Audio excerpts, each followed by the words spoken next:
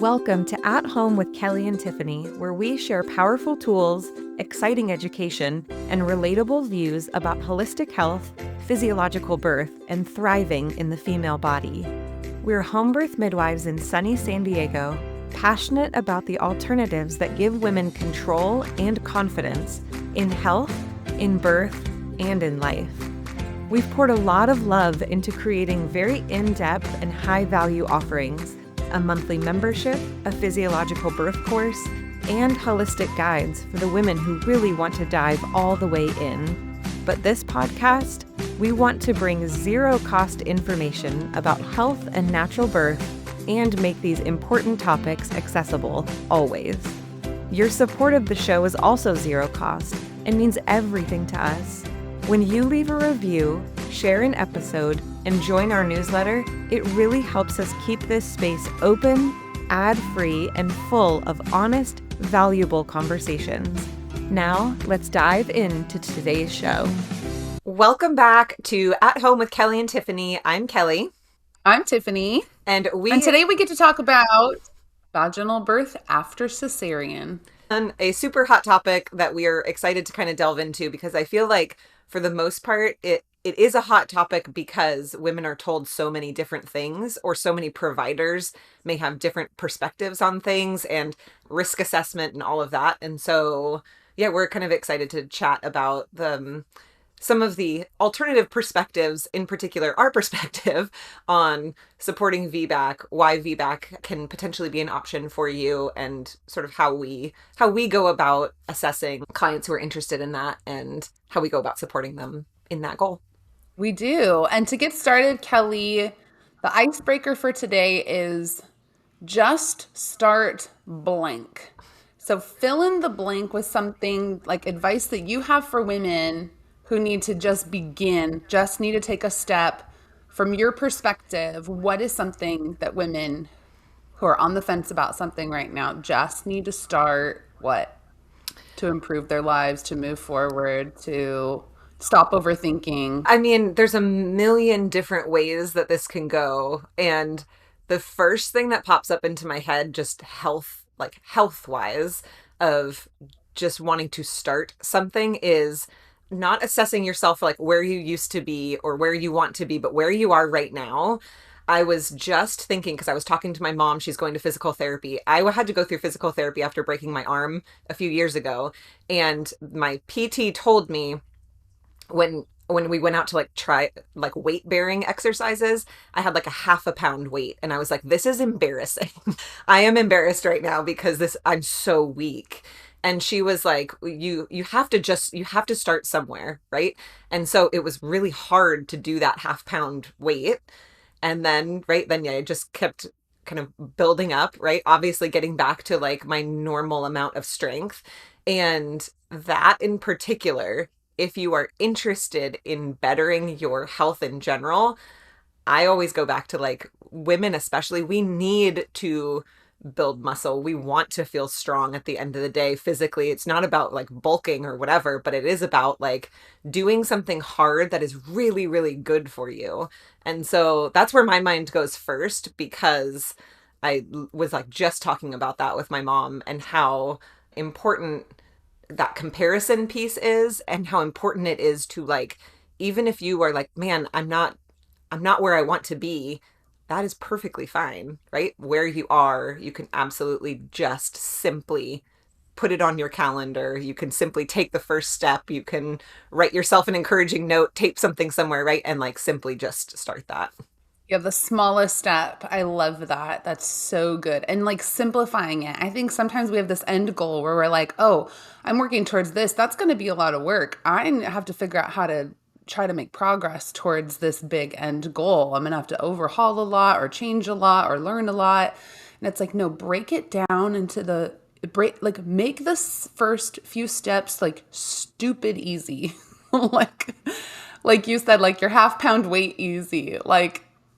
Mentally it feels absolutely crazy and too much to just get started, but just make that first step the easiest step you can make. I love that. I mean, obviously it translates into a lot of different spaces too, right? And so hopefully that's an encouragement wherever you are, if you are thinking about something or questioning something, or like it's in your mind where you're like, I want that, and you see the end goal of somebody else or the thing that you're thinking about. Again, just that first little teeny tiny, no, of course you're not there yet, but that's the point. That's the point, is that you're not there yet, and that is okay.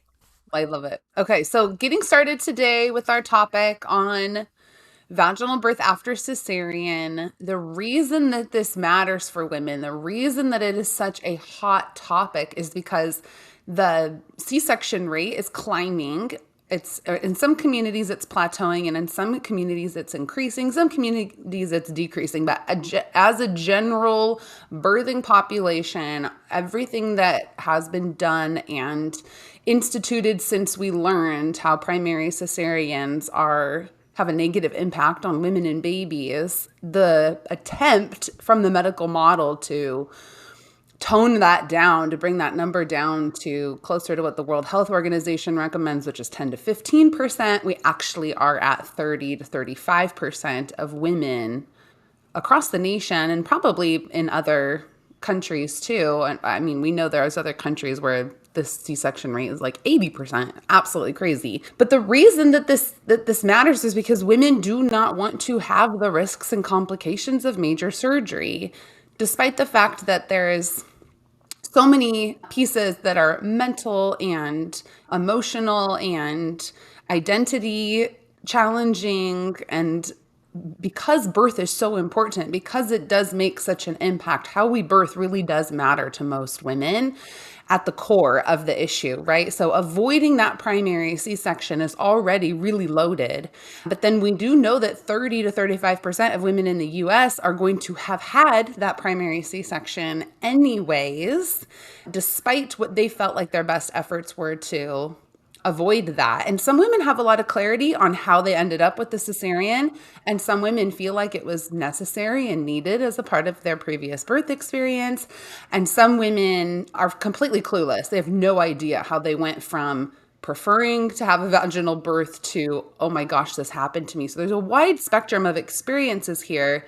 But to avoid the risk of this of continued cesareans, because in many birth settings inside of our country and a lot of other first world countries, a primary cesarean is equal to another cesarean, and we're moving out of that. We're understanding that that myth is not true. But for moms who want to avoid the risks of another cesarean, that is completely valid for physical reasons, like the risks of infection, the longer recovery, future potential complications in future pregnancies like placenta issues, uterine rupture. There's tons of emotional and mental health impacts for women who are processing this type of birth. And I think sometimes we keep the focus a lot on the mom's experience because she is the one who can communicate and verbalize what that was like for her. But the impact on babies, C-sections can lead to breathing difficulties even further down in life, not just at birth, delayed bonding and breastfeeding issues, the reduced exposure to beneficial vaginal microbes that support an immune system that is in development for babies, that we are seeing implications and complications in their gut health years and years down the line. So a vaginal birth is better. And I think most of our listeners would probably agree, but if you're just tuning into this episode because it flagged for VBAC and you're trying to understand who we are and what we are about, Kelly, give like an overview of a midwifery perspective with VBAC so that women can understand like what we're going to end up sharing in this episode. So, like you were saying, we want to avoid that original one, right? Because if we are experiencing that, or it could be your second baby or whatever, avoiding the cesarean then takes all those risk factors out of it, right? It kind of puts a little bit of a flag on your chart, on your life, is maybe what it feels like as you go in and try to move forward from that experience in your next pregnancy and saying, hey, I want a different experience. It is a little bit of a harder hill to climb to get out of, like the shadow of that flag that's kind of been placed on you, according to a lot of providers. And so as we assess VBAC clients, for the most part, there's obviously some safety pieces that we are assessing, like where their scar is and, that type of thing. But for the most part, what we are doing is saying, yes, that happened to you. Let's talk about your birth experience. Let's talk about, like, let's unwind some of that. But physically, for the most part, we are treating our VBAC clients as we would another client going in to have their first potential vaginal birth, or a previous, depending on where your cesarean is at in your storyline. But for the most part, it's a lot of emotional thing and unpacking that happens throughout that pregnancy that isn't there for a lot of other women who have that experience. And so that's a huge part of the way that we care for our clients, is kind of peeling that onion, unraveling, all of those pieces. But for the most part, like you said, and I know it might feel controversial to some people, but yes, of course, there are situations in which cesareans save lives. Of course, that amount is very small in comparison to the women and babies who are undergoing this major surgery. And so vaginal birth is the goal because physiologically it is a better experience. It is better for moms. It is better for babies. And again, I know that might seem controversial, but if we just go back to how our bodies are designed to do this, of course that makes sense, right?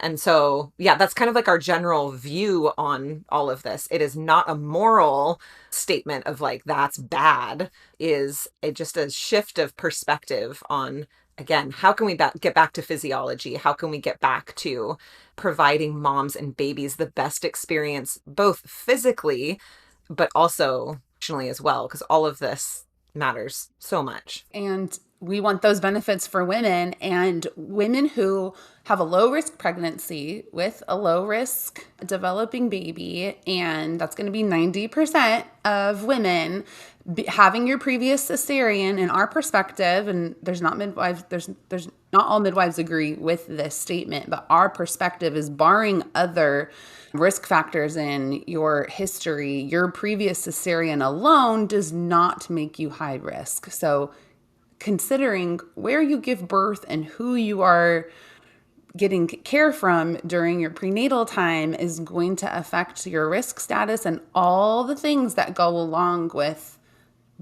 somebody telling you that you're higher risk in your pregnancy. That might not actually be the case. And we'll unpack a little bit of that today. But before we get started, let's go through a couple acronyms, because I introduced it in the beginning, but the acronym VBAC, VBAC, is vaginal birth after cesarean.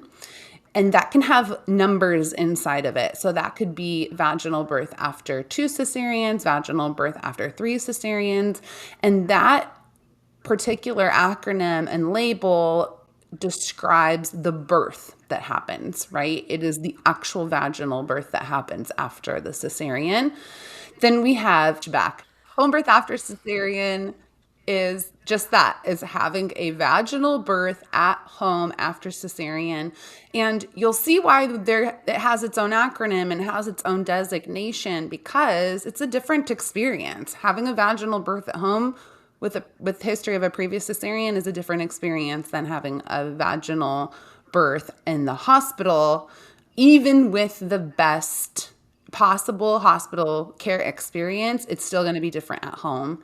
And then we have TOLAC, and that is not a term that we use in our practice, it's probably not used as widely in midwifery model of care. This is more a medical term that means a trial of labor after cesarean.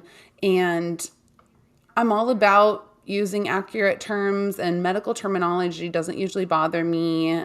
But this particular one is really irritating, because it's basically used to say, we'll allow you to try.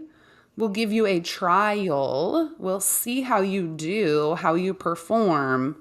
But we're not saying that you're going to have a vaginal birth, or that we're even planning for a vaginal birth. We're only acknowledging that we're going to allow you to labor. It's rude. Yeah, and I mean, a lot of the terminology in the medical world revolving around birth ends up being somewhat rude, right? It ends up being very like infantilizing to women, right? And it gets pretty frustrating. But it's helpful to have some of those foundation so that you understand what you're going into, and understanding if people are speaking like this, or you see something on your chart or whatever, that you have a little bit of a grasp around that. Obviously, as we look into VBAC and HBAC, we are pro these things, and we're not pro these things just because, like, isn't that nice? And it is, but there are definite benefits for women who are desiring this experience. That is not to say that choosing a repeat cesarean is not the right choice in certain situations, but mostly if you are somebody who's had a cesarean and you are considering growing your family, and you are thinking, gosh, it probably is best for me to just choose a repeat cesarean, because then I don't emotionally have to get involved in this again. I don't have to be disappointed. I don't have to be let down. I can have more control. That's an understandable place where you are emotionally, but we want to tell you there's an entire world out there available for you, with the right provider, within the right scenario, with the right preparation, that can allow you to experience the benefits of having a VBAC. And I will say, as a midwife, and I felt this way as a doula as well, when I attended births where moms had had a previous cesarean and were desiring a vaginal birth, as amazing as birth is always, a VBAC birth, I was like, did the world just stop? Like, is there a parade going on? Like, this, does anybody know how incredible this is that just happened? So it's always incredible, but there's something next level about a woman who walks through that and gets to now enjoy the emotional benefits of that, gets to enjoy the physiological benefits of that, gets to enjoy that recovery, gets to enjoy how her whole obstetrical history is now changed. So there's a ton of benefits of that. And I hope we're just providing a little bit of space to open up your heart to potentially, consider that for yourself, especially if you're somebody who has, kind of these rolling thoughts of, man, that sounds overwhelming to get kind of my hopes up about something, because you absolutely can and should get your hopes up about something like this, right? Yeah, and I think what it does is it potentially changes the story from I can't, I failed, I'm not capable, to holy crap, I just needed more support. I needed more time. I needed more patience. I needed more tools. I needed an advocate. And then, or I just needed to not be messed with, right? Maybe it's not more things, maybe it's less things. And I did it, and I can, and I'm capable, and I get to experience the way that this was meant to be and designed to be, and that empowers women. That empowers women. So being a part of that experience is really exciting. Let's talk a little bit about common fears and myths around uterine rupture, because the uterine rupture is what gets all the spotlight in this conversation. If you talk with people who are afraid of birth and afraid of VBAC, they're going to bring up the uterine rupture piece. And once you do a little bit of digging and research on this, you hopefully will understand really quickly that yes, this is a serious risk. Yes, uterine rupture is a major complication. It needs to be handled as an emergency most of the time. And it's important that if we're at home and we're experiencing uterine rupture, that's an immediate transfer. We need lots of medical care and backup on board. But the uterine rupture risk is extremely low. We're talking about 0.5%. There's some literature that says 0.4%. There's some literature that says 0.9%. And these are statistics that capture all types of uterine rupture. And I think that that's something that is not given proper information and education about in the medical model of care. All the uterine rupture is on a spectrum. Not all uterine rupture is an emergency where everybody bleeds out and dies. So this percentage that we're talking about could be something like there's a little bit of separation of the uterine fibers that cause a little bit of bleeding maybe, or there's a little, we call it like a uterine window that is discovered during another cesarean, where we see that scar tissue has separated. The fear is that once we've made this primary cut into this muscle fiber, that it's scar tissue now. So as we're sewing it back together and it's healing together, the scar itself can be really, really strong, but the tissue around it is being forced to pull and maybe adhere, and we know how scar tissue looks on the outside of our bodies, so that's what's happening on the inside, and it can change the integrity of that uterine muscle. So that's the fear and the problem and the complication. However, not all uterine ruptures are catastrophic. Actually, a pretty small percentage of them are actually catastrophic. And so we have to keep that piece in perspective. And then we need to look at what else causes uterine rupture. Sometimes the cause is unknown. Women have uterine rupture that do not have previous cesarean scars. Uterine rupture almost doubles the risk comparatively for first-time moms who have a Pitocin induction, which in certain parts of the country right now is potentially 60 to 80% of laboring women. The doctor doesn't say, I hope that you know that your chance of uterine rupture is almost double what we advise women who are trying to have a vaginal birth after cesarean, who we won't even give Pitocin to. I mean, gosh, that's just like absolutely mind blowing, right? Like there are other causes of uterine rupture, and a more serious risk increases for women who have never even had a cesarean.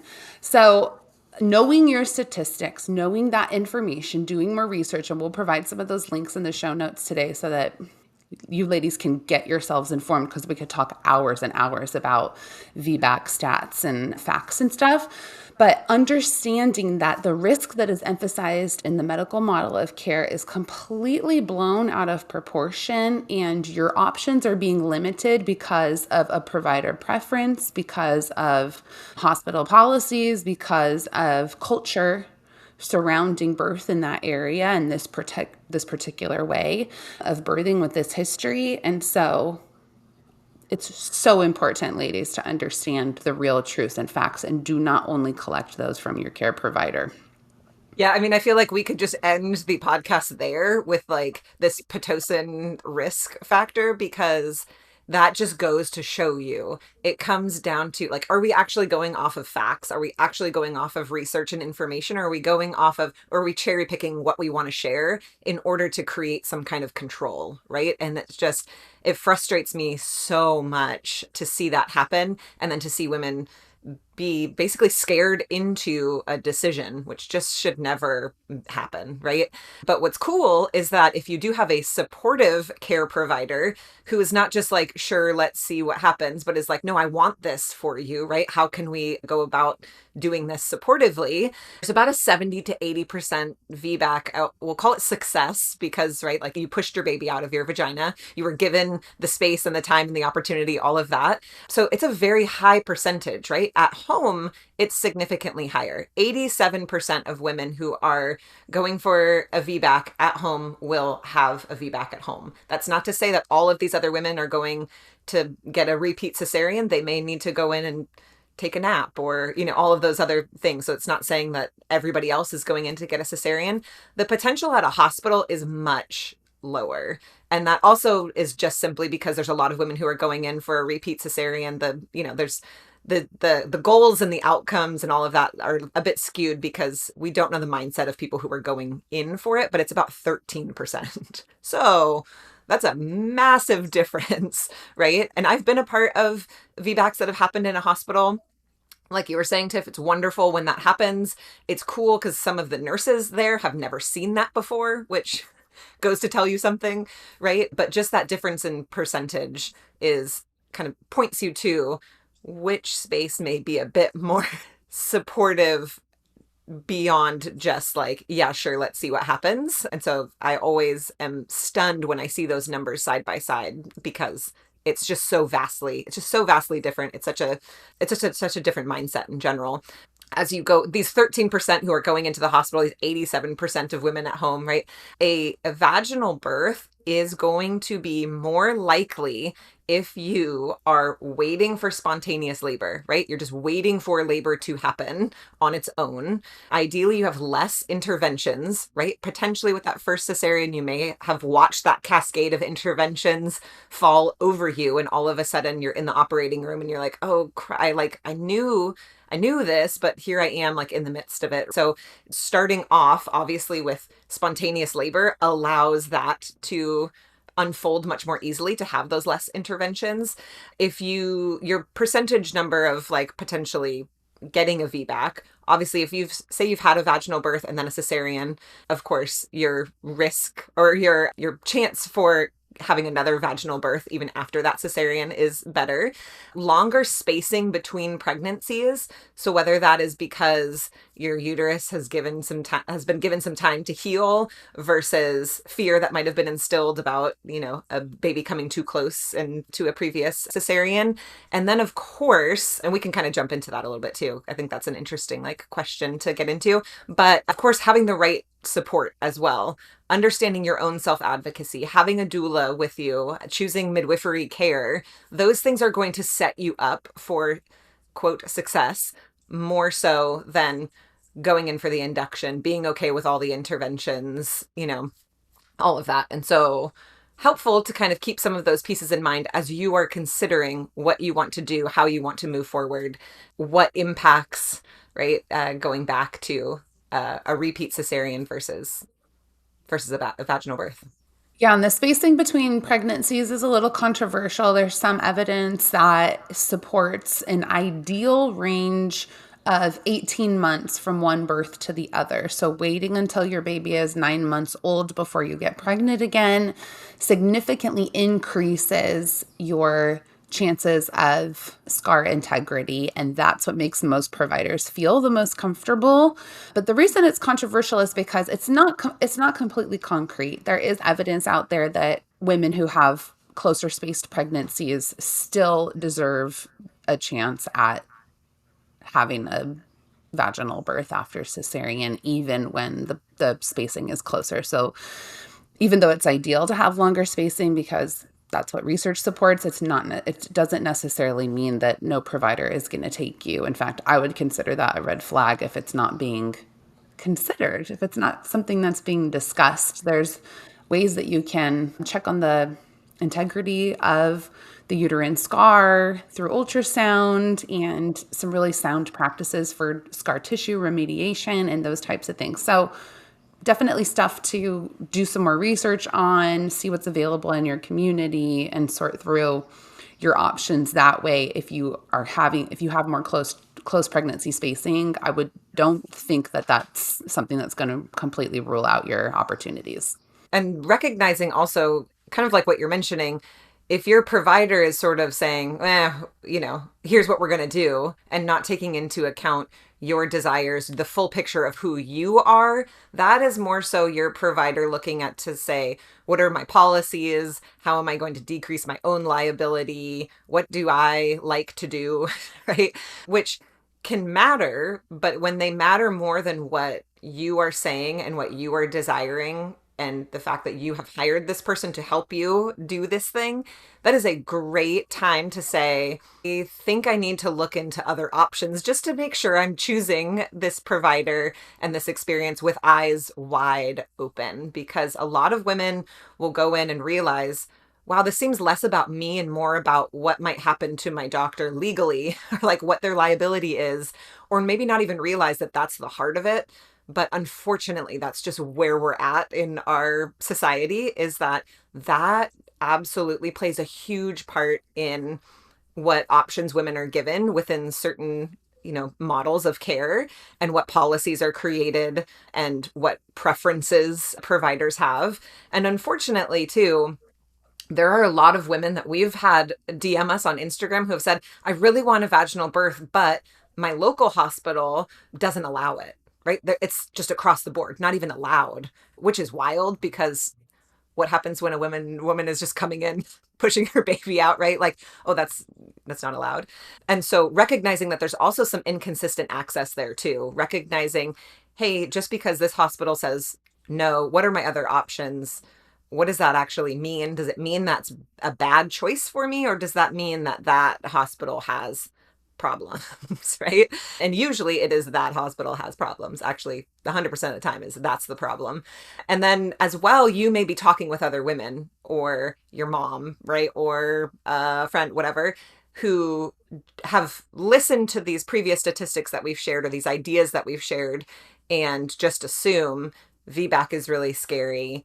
I know my mom in particular, she had my oldest brother, he was breech. They took him out by cesarean and was told, I mean, this was many years ago, like, okay, so next time, right, we're just gonna keep doing it because this is the way it's always been done. My mom taught me that. So in high school, I remember specifically, and I'm like almost an adult at this point, thinking that's just what happens.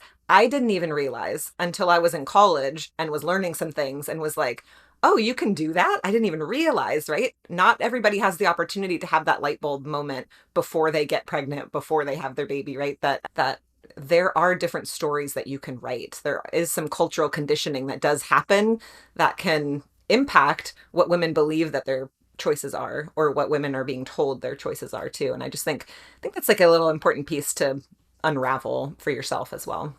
Yeah, and I think I'm thinking back to like someone who emailed us recently and they were like, are you not allowed to have VBACs in California? And I said, no, no, no, we do them all the time. And she said, all the birth centers around me won't take my birth because I had a previous cesarean. It's against their rules. And I forgot about that. The accredited birth centers in California, it's a part of their policy and rules because, and this is, I think, really confuses women about birth centers being the perfect equal ground between facility and home. And it's like, well, who's writing those policies? What does the birth center have to do to bend to getting the physician support from their local hospital and transfer plan from their local hospital? They're basically just this, but sometimes this little partially removed facility that still has all the same regulations and policies as the hospital does. And so I know a lot of birth centers that would not prefer that to be the case. I know a lot of birth centers choose not to become accredited because of that, but then they're going to have issues with insurance reimbursement and getting transfer plans and all that stuff. So it can sometimes be really complicated to navigate, which is why you're going to hear us saying over and over again that having home birth as an option is, potentially really reasonable and also potentially your best chance at having a normal, respectful, beautiful birth if that's what you're looking for. So we would encourage women to interview your provider no matter where you're looking at having a VBAC, interview them the same way that you would, and the same questions that you would ask a midwife for a home birth, a midwife for a birth center, or a midwife in the hospital or a physician in the hospital. You want to know what are the statistics in that setting? What are the statistics for that particular provider? It's going to give you a lot of information if you say something like, out of the last 100 women who had previous cesareans that were trying to have a vaginal birth, about what percentage, how many of those women actually had a vaginal birth. It's going to give you a lot of information about that. And you want to know what the protocols are. You want to know, are you going to treat me differently because I've had a cesarean? In the medical model? Almost always, they're going to label you as high risk. They're going to want extra monitoring. There's going to be treatment options that are off the table for you in your labor. They're going to have more rules and protocols in place that make them feel safer for taking care of you. And it might not just be your provider, it might be the facility. And then there are some midwives who follow a little bit more of a conservative view on vaginal birth. And it could be because of their standing orders with their supervising physician. It could be just their belief about birth. It could be the setting that they were trained in. And so it's important to know, are you going to treat me differently because of this piece of my history? And maybe some women do. Maybe some women do want to be treated differently. Maybe they do want extra care. Maybe they do want extra surveillance and testing and stuff like that. So it's good to like be assessing your options from that perspective. And you also need to know your rights and know the research. You need to be an absolute expert in vaginal birth, and you need to listen to other women's stories who are in the same position as you, because that's a huge part of processing, gaining confidence, and having trust in your body. And like Kelly, you mentioned before, the biggest barrier is not the physical safety aspect for women. Usually the biggest barrier is the mental emotional impact of the traumatic first birth and processing how to put your hope into a potential quote unquote failure again, right? And processing that, it's huge. And I just think it goes to show when we say birth is important, that is like it on display, right? Of how much it can absolutely impact us. And moving forward, now it's impacting, right? Like all of the options that you feel like you have at your disposal. But what I think is extra helpful too is you're assessing like, okay, I'm considering moving forward with this. I'm thinking about what my options are, understanding what, say you've decided, oh, I really like this provider, but also, right, like interviewing some other people, getting some second opinions, potentially either on your first birth or just getting ideas of, hey, if this happened, what would you do kind of thing. And then understanding also, this is true across the board, whether you're going for a VBAC or your first birth or whatever, understanding what the transfer of care may look like, what the options are, what, if there's anything standing of this is exactly what will happen kind of thing. Just so, again, you feel like you are going into this with eyes wide open and as much control as you can. With that being said, of course, birth is out of our control in a lot of ways, but there are so many pieces, especially before you even get pregnant or at the very beginning of pregnancy, months before the birth happens, that you can actually have a massive impact and have control over as much as possible by some of these choices that you are making. And so again, we don't know how your birth is going to unfold, but we do know that you can give yourself a better chance for the desired outcome by some of these very early choices that you are making as you're doing this research, as you're saying, I'm going to own it. This is mine now. And it's always been yours, but like really understanding that and actually holding on to that and making some of these decisions of who you are going to let in to support you for that decision and where you want to do that, right? And the information and research and stories you want to collect, those have such a huge impact and can really change the course and write a new story as you're moving forward with this new pregnancy and new birth and new postpartum experience with this baby. Yeah, and if you don't like how that's going for you at any point in your pregnancy, get another opinion. Ask women who that have had a vaginal birth after their cesarean who their doctor was or who their midwife was, and transfer care. It is absolutely worth the effort that it feels like to change your plan mid-pregnancy. There's usually a few physicians in every community that are more VBAC friendly. And of course, it would be ideal to start with those. I personally, I've had a previous cesarean. So if I needed to have a hospital birth for some reason, there are like 3 MDs that I would go to in our town. I would not go to anyone else. I would not have a hospital birth with anyone else that I do not know has the reputation in our community to give the most options to women. But I would not have a hospital birth. I would be choosing a home birth where my chances are high. I'm going to be treated the most normal. The midwifery model of care just provides the most autonomy and choices and respect, and just the home birth stats for VBAC are better. That's what I would want.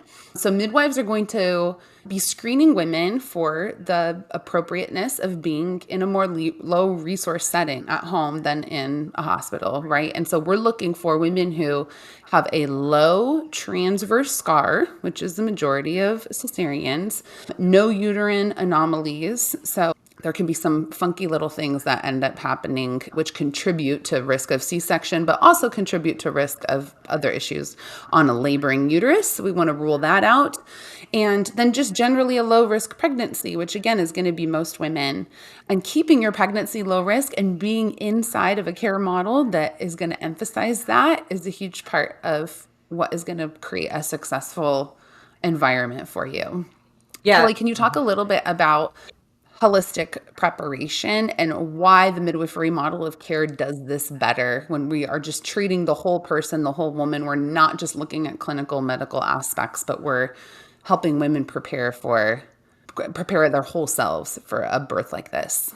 Yeah, I was just thinking it was interesting, choosing a home birth and then going back to what creates and like sets up the most successful experience. It's like check, check, check, check, right? We just are just naturally already there, not having to fight to get to those things. So like we mentioned, we're not necessarily treating these clients differently and doing something very different, but a lot of it we're giving from the very beginning of like, hey, look into this, consider this. This may help you process. This may help you feel really good that you were doing, quote, all the things, right?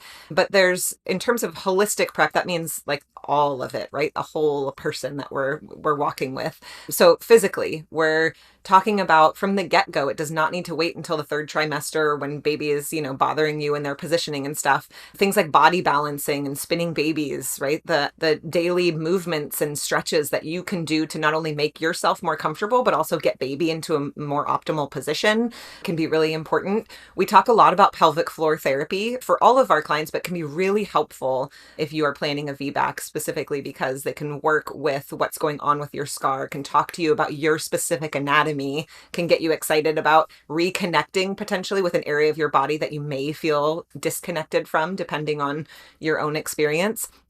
So physically, we're preparing. Emotionally, this is a huge part we are preparing, right? We're processing some of that previous birth trauma, birth disappointment, birth confusion. We're walking that out, unraveling some of that. And then we're not just leaving that there either, right? We're bringing some education back to that. We're bringing not this like idealistic rose-colored glasses of like everything's going to be great, right? But we are affirming moms and understanding like, hey, what is the truth of this situation that you can cling onto, right? Like yes, your body was still made for this. Yes, you're growing the right size baby for, all of those things that we can go back to and say, these are true. And you can you can hold on to that. You have support. You are not alone in this, right? And so that's a really important piece of processing and moving forward. And then we, of course, and I guess this also combines with emotional and mental and physical prep also, but nutritional support is so important. It's going to help you feel so much better altogether. But for VBAC clients or clients who are desiring a VBAC, recognizing their iron stores, really helping as their blood volume is expanding. That's true across the board though. Focusing a lot on hydration, just keeping yourself well hydrated, talking about minerals and all of that, making sure you're well nourished in that way. And then focusing on anything that can support uterine toning as well.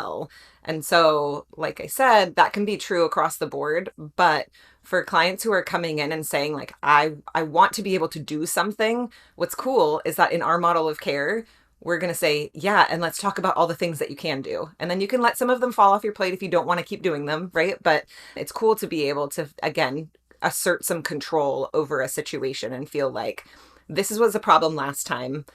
How can I make this a more integrated experience this time? And then, of course, there's a mental aspect. There's the emotional versus mental aspect, right? The mental aspect being, let's talk about some of these fears and try to reframe them. Let's talk about the trust that you and I are building through our comfort together, through all of this education, through our trust of your decisions and our respect of your decisions. Let's talk about letting go of some of those pieces that have been holding you back. And let's talk about what you're going to embrace moving forward. It's a huge aspect and range of what you are doing to prepare for birth that is in many ways different, right, than going forward if you've had a previous vaginal birth, just moving forward with the next one. Not to say that there isn't fear that needs to be reframed or trust that needs to be built, but it hits a bit different. And then, of course, there's a spiritual connection as well that some midwives will have with their clients. We don't have the same spiritual relationship with every single client, but that's a big part of understanding, especially if you have a specific worldview of that may be something you're able to connect with your care provider on, or it may be something that you may say, hey, I need to seek this out in particular so that I feel supported. Again, holistically as the person that you are.